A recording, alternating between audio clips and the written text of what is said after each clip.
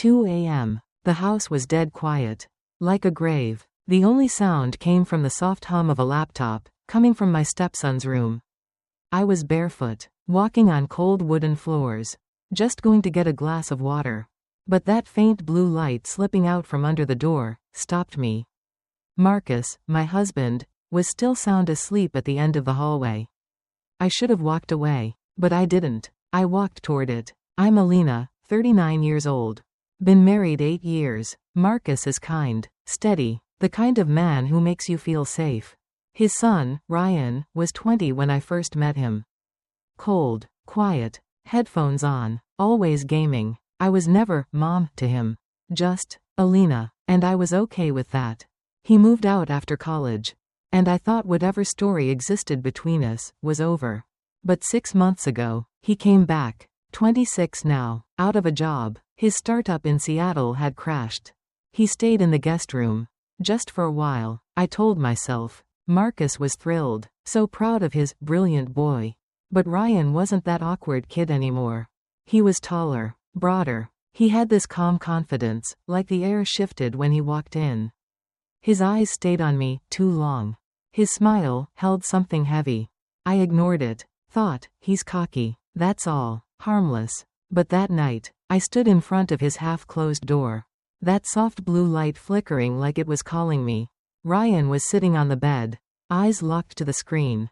His face lit in a strange, cold glow. His fingers typed fast, like he was possessed. I held my breath. Then I saw it. A video. Not just any video. Me and Marcus. Intimate, private, secret, recorded without us knowing. I froze. The glass in my hand trembled. I should have screamed, should have stormed in and demanded answers. But I stood there, paralyzed, like I was under some spell. The way Ryan stared at that screen, it wasn't curiosity. It was hunger, obsession. He knew I was there. I swear he did. But he didn't turn around. And me? Shamefully, I couldn't look away. I backed up, quietly, slipped back into bed like I was escaping a crime scene. Marcus still slept, peaceful. He didn't know. He couldn't know. The days that followed were hell. I avoided Ryan, told Marcus nothing. But that blue light, that look in his eyes, haunted me. I told myself I was disgusted. But something inside me was awake. Something dangerous, but alive. At breakfast, Ryan's fingers brushed mine. My skin went cold. His eyes, half teasing, half daring. I couldn't breathe. Why did I feel seen? I'm a wife, a respectable woman. I thought I was untouchable. But no, there's a current pulling me under. And I'm not sure I want to swim back up. Marcus left for a 3-day business trip. Be good, you too, he joked, planting a soft kiss on my cheek. I forced a smile. Once his car disappeared, the house felt too big, too quiet. I kept myself busy, wiping down the counters, scrubbing clean floors, washing glasses that weren't even dirty. But my mind kept spinning with Ryan's eyes. We need to talk. His voice came from the doorway. I turned, startled. There he stood, arms crossed, eyes locked on mine. I couldn't breathe. He stepped closer. I know you saw it. He smirked. I tried to stay calm. Saw what? My voice barely a whisper. He leaned in, breath warm against my ear. You're even more beautiful in real life. My body flushed, ashamed, angry, disgusted, but also terrified. Because he was right. I hadn't stopped thinking about it. From that moment on, we were caught in a dangerous dance. Ryan touched me more, and lingered longer. A hand on my elbow.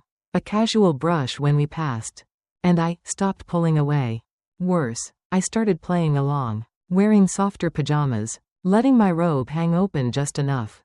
I told myself I was in control. But the truth? Ryan was always 2 steps ahead. Then came the storm, outside. And inside me. Winds howled. Thunder cracked across the night sky. The power went out. The house fell into darkness. I stood in the kitchen, gripping the edge of the counter. It's just a storm, I whispered. Ryan's voice behind me, closer. I didn't even turn before I felt him, his warmth pressing against my back. His hands slid onto my waist. My heart exploded. Stop, I whispered, but my voice was as weak as the wind outside.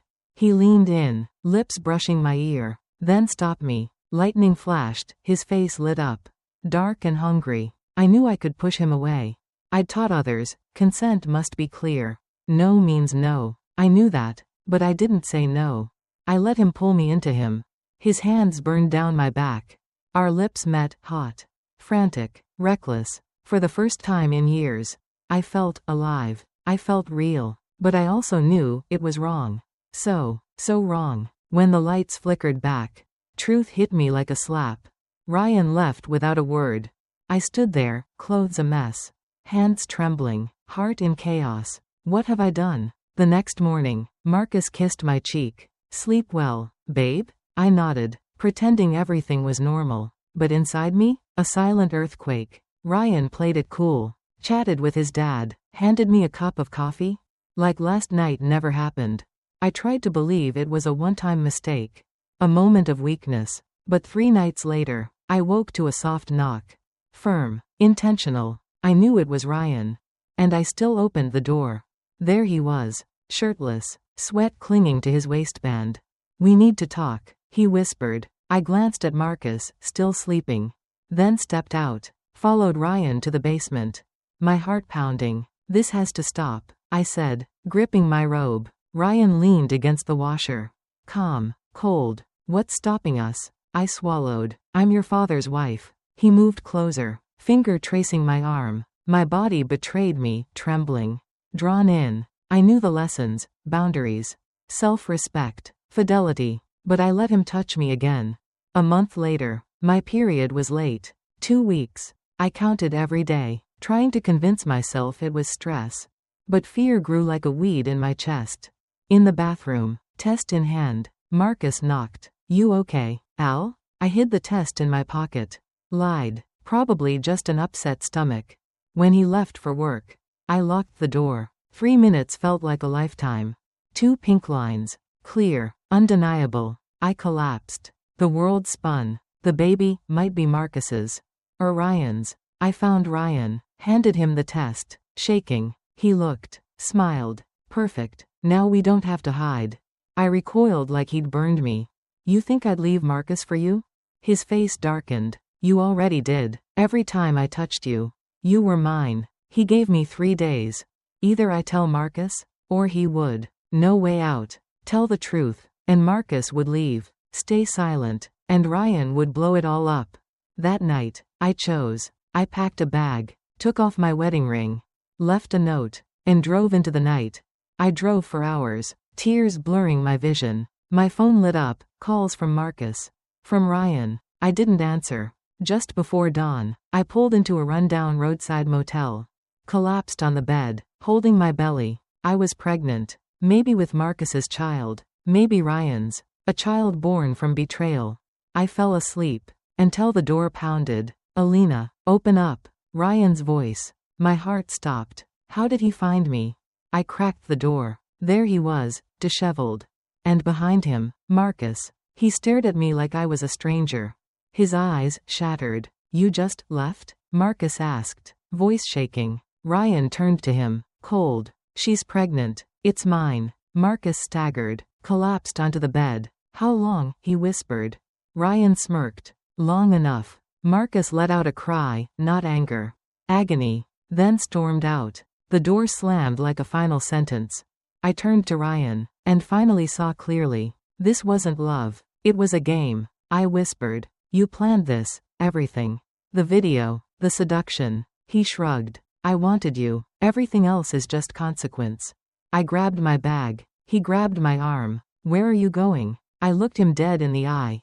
Watch me leave. Really look, this is me disappearing. 3 months later, I gave birth. A baby girl. Her eyes were clear, like light at the end of a tunnel. I named her Lyra, not because I'd forgiven myself, but because I was starting over. I moved out of state. No Ryan, no Marcus, just me, Lyra, and a small cottage by a lake. At night, I watched her sleep, and cried. Not from regret, but from knowing, when you love the wrong person, you lose yourself. Ryan never reached out again. Marcus sent a letter, no blame. Just one line. I hope you find the peace I couldn't give you. I pinned that letter above Lyra's crib. To remind myself. Sometimes, leaving is the most loving thing you can do. I don't know what the future holds. But I'll teach Lyra one thing. Love deeply, but never lose yourself. Are you ready for part 3? The past never stays buried. Will Nathaniel forgive? Will Leo return, or ruin everything again? Don't miss the next chapter.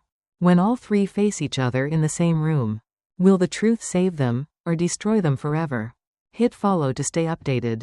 And tell me, who do you think should raise hope?